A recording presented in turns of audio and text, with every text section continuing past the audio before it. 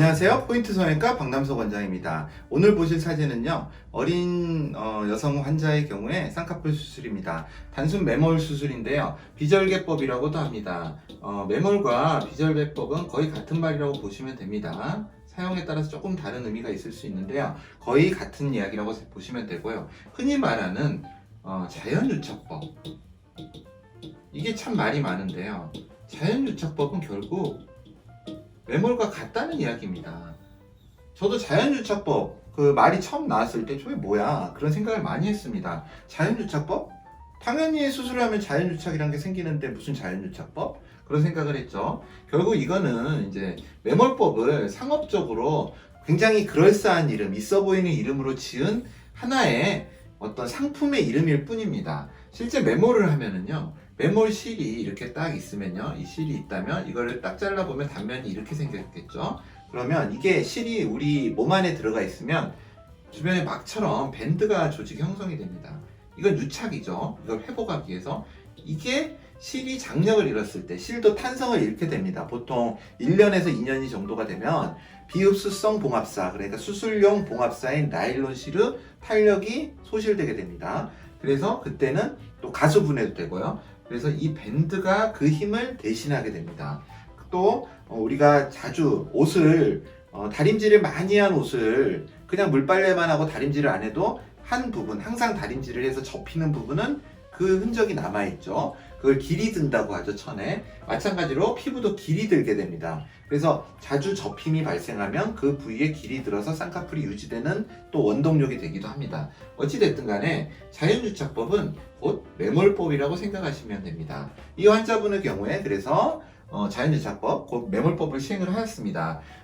이 환자분의 이제 생각을 해야 될 부분은요, 수술 전에 이 간격이 너무 좁습니다. 눈과 눈썹 사이의 간격이 너무 좁고요. 이런 경우에 이제 두 가지의 옵션이 있을 수 있습니다. 눈썹을 위로 올리거나 혹은 이 두툼함을 없애는 다른 방법을 고려하거나, 눈썹을 위로 올리는 방법은요, 이마 거상술을 생각을 할 수 있습니다. 그리고 이거를 두툼함을 없애는 방법은 눈썹 밑 거상을 생각을 할 수 있습니다.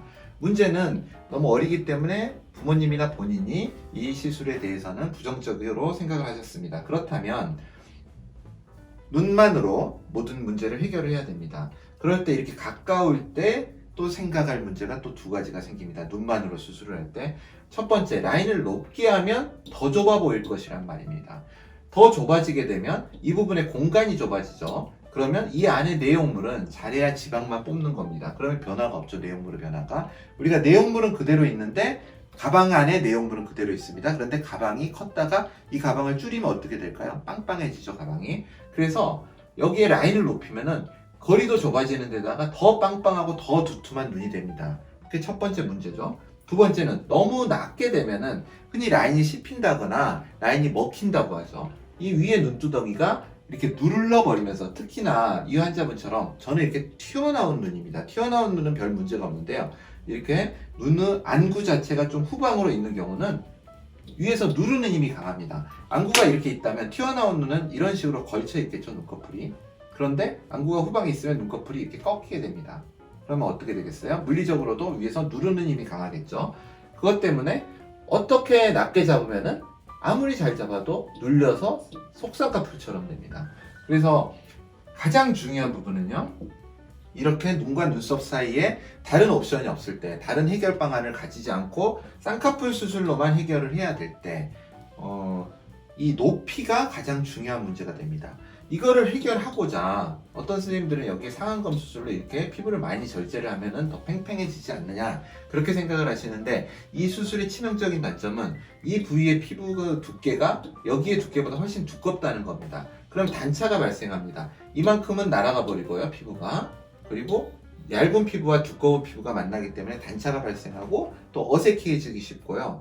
또 문제는 중력은 아랫방향으로 흐르기 때문에 눌리는 현상 때문에 절개한 효과가 거의 없어져 버린다는 겁니다. 그럴 바에는 적절한 라인의 높이를 만들고 지방을 빼내거나, 혹은 이 환자분처럼 자연유착법, 그러니까 매몰법으로 적절한 높이를 만들어서 수술을 해주면은 굉장히 잘 유지되는 경향이 있습니다.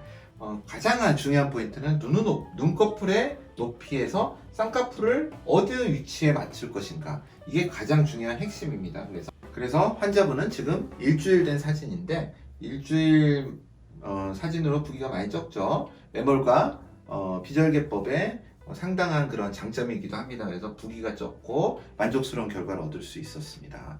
포인트 성형외과 박남석 원장이었습니다. 여러분의 좋아요와 구독이 저에게 큰 힘이 됩니다. 좋아요를 꾹 눌러주세요. 감사합니다.